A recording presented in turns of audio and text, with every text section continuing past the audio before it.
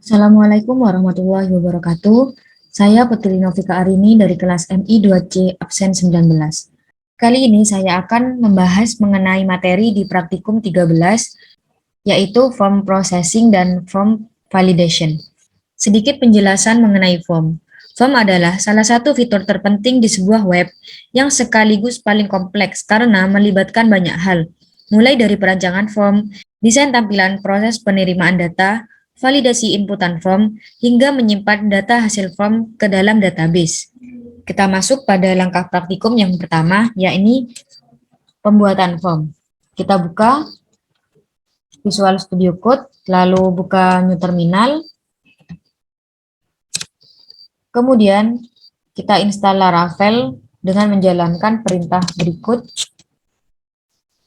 create project Laravel dengan disertai nama project Laravelnya. Kemudian enter, tunggu sampai prosesnya selesai.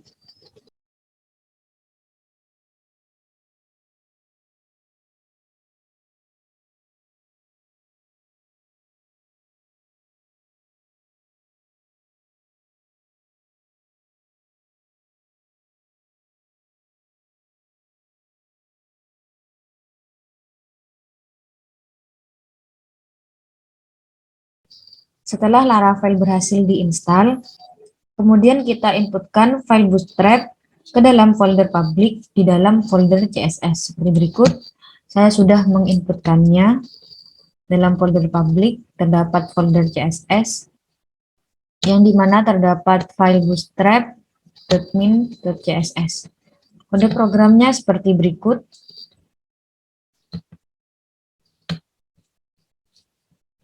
Kemudian kita kembali ke terminal lagi.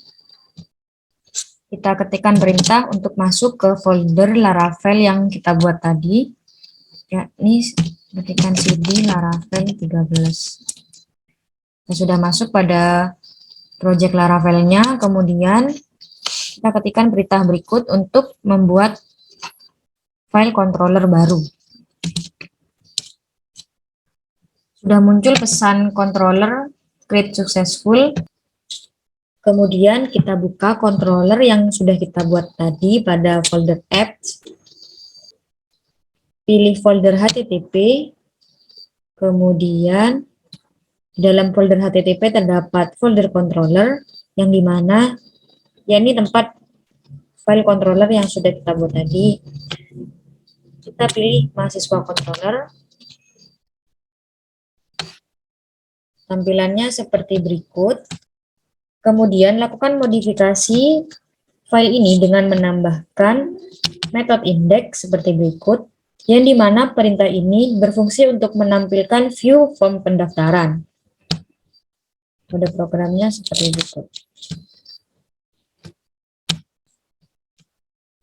Selanjutnya kita masuk pada folder root, pilih file web.php. Di sini saya akan menambahkan perintah root seperti berikut, yang akan mengakses controller yang sudah kita buat tadi, yakni mahasiswa controller pada metode index. Tidak lupa saya akan menambahkan perintah use mahasiswa controller yang akan mengakses controller dari file mahasiswa controller. Simpan perubahan. Selanjutnya kita buat file view dengan nama form pendaftaran.lit.php pada folder resource. Kemudian kita masuk pada folder view. Di sini saya sudah membuat satu file dengan nama form pendaftaran.lit.php. Kemudian tambahkan kode program berikut di dalamnya. Seperti berikut. Yang akan berisi NIM, nama lengkap, email, jenis kelamin, jurusan, serta alamat. Dan di sini saya juga menambahkan button submit yang akan bertuliskan daftar. Kemudian kita simpan perubahan, lalu kita akses melalui web browser Kita ketikkan PHP Artisan Serve.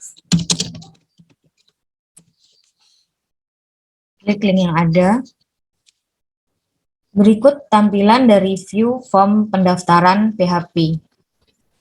Berikut tampilan dari view form pendaftaran .blade.php yang sudah kita buat tadi. Kita masuk pada langkah praktikum yang kedua, yakni request object. Di sini form sudah tersedia. Selanjutnya kita akan bahas bagaimana cara mengirim data inputan form agar bisa diproses oleh Laravel. Kita kembali pada Visual Studio Code. Di sini pada tag form seperti berikut. Terdapat atribut action, yakni URL yang mengakses proses form.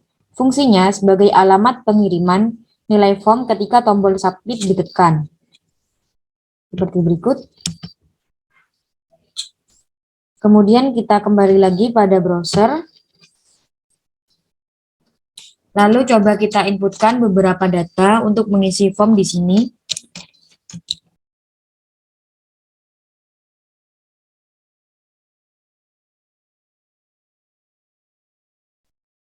Setelah kolom pada form sudah terisi semua, kita klik button submit, yakni daftar di sini. Kita klik. Hasilnya akan muncul pesan not found, yang disebabkan karena root untuk alamat proses form belum tersedia.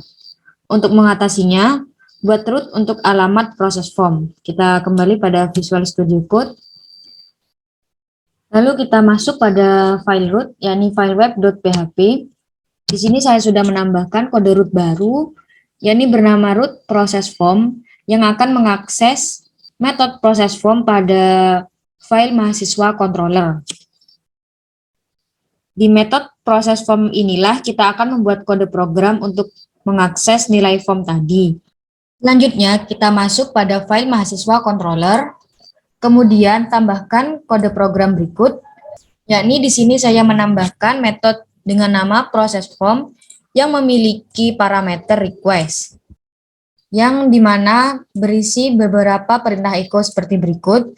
Sebagai contoh, untuk mengambil nilai dari inputan NIM pada baris 16 ini bisa diakses dengan kode request NIM, atau untuk inputan nama pada baris nomor 17 bisa diakses dengan request nama, dan begitu seterusnya.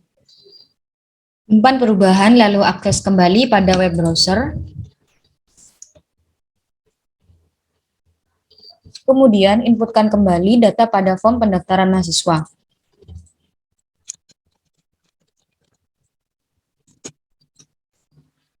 Klik button daftar. Berikut hasilnya, inputan pada form sudah berhasil diakses.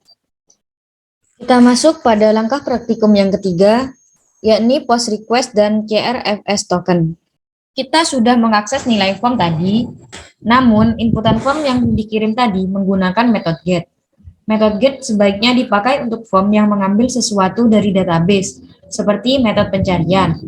Untuk form yang mengirim data dengan tujuan diinput ke dalam database atau memiliki data sensitif seperti password, sebaiknya memakai metode post. Di sini saya akan memodifikasi file form pendaftaran .blade.php dengan mengubah atribut metodenya menjadi post.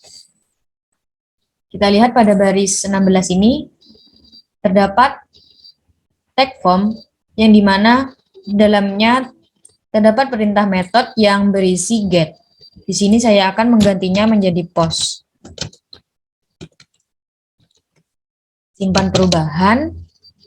Lalu saya akan memodifikasi juga root proses form pada file web.php dengan mengubah root get menjadi root post. Pada bagian ini kita rubah menjadi post. Simpan perubahan. Lalu akses pada web browser.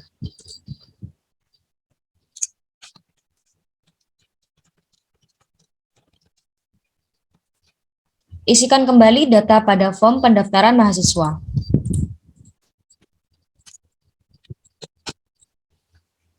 Klik button daftar. Berikut hasilnya.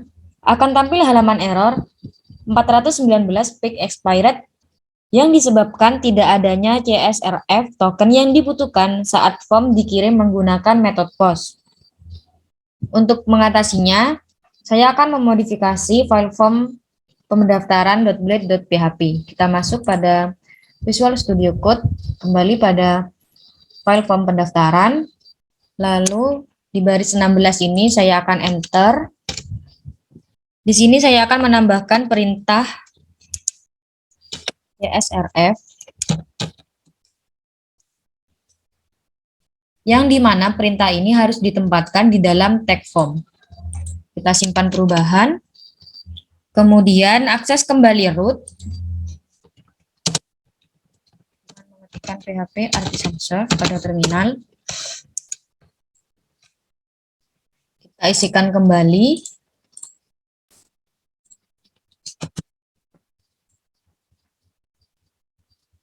Berikut hasil inputan dari form tadi. Perbedaan terlihat pada URL yang lebih ringkas dari sebelumnya. Seperti berikut, kita bandingkan dari hasil output yang sebelumnya kita rubah. Ini seperti berikut. Terlihat lebih panjang karena URL ini dibuat sesuai dengan inputan yang kita masukkan. Dan berikut perbandingan jika kita menggunakan metode POS.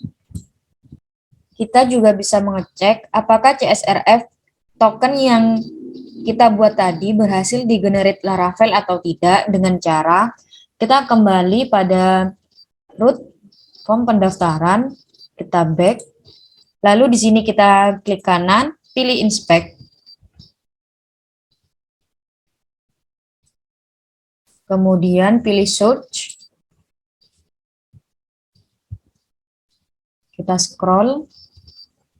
Di baris 17 ini, tempat kita menuliskan perintah CSRF pada Visual Studio Code yang akan berganti dengan sebuah tag input type hidden bernama token yang berisi value berupa karakter acak.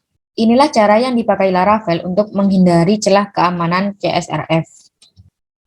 Untuk CSRF sendiri sudah diproses otomatis oleh Laravel, jadi tidak perlu menambah kode apapun ke dalam controller.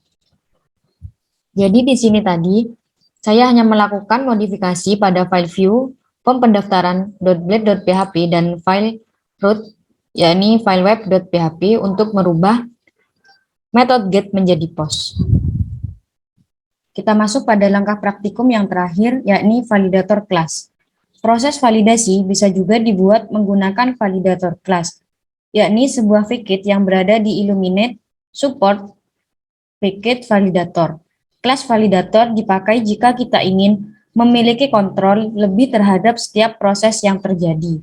Salah satunya membuat pesan error tersendiri. Kita masuk pada file form pendaftaran, lalu kita modifikasi pada tag form seperti berikut. Kita rubah di sini form action menjadi proses form validator.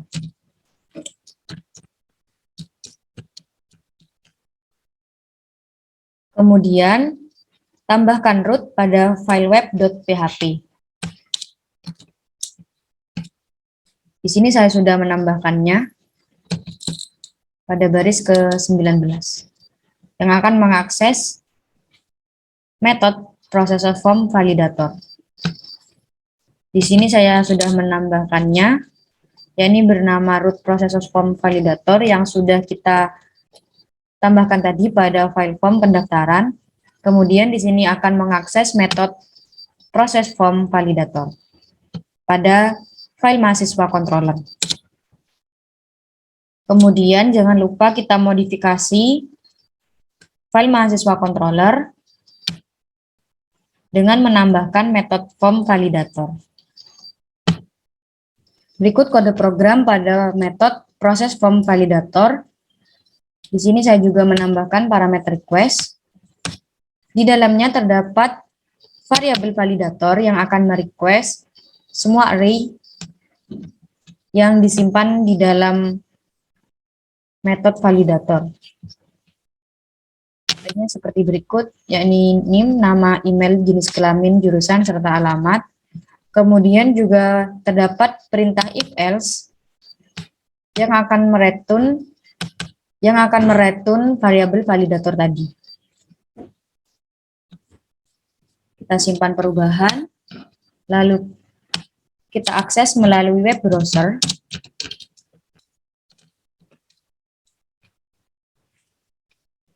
Klik link yang muncul, akan tampil tampilan seperti berikut. Lalu langsung saja kita klik tombol daftar. Berikut tampilan dari hasil akhir validator kelas tadi. Sekian materi yang bisa saya jelaskan. Kurang lebihnya mohon maaf. Wassalamualaikum warahmatullahi wabarakatuh.